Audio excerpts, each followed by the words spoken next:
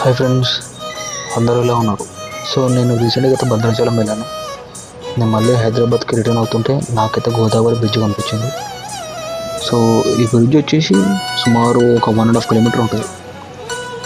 So bridge పై నుంచి view point అయితే చాలా బాగుంది. వాటర్ అంటే కొంచెం బాగుండేది. సో వాటర్ అయితే తక్కువనే ఉండేది. ఎవరైతే నా ఛానల్ని సబ్స్క్రైబ్ చేసుకోలేదో కొంచెం సబ్స్క్రైబ్ చేసుకోండి, సపోర్ట్ చేయండి ఫ్రెండ్స్. థ్యాంక్స్.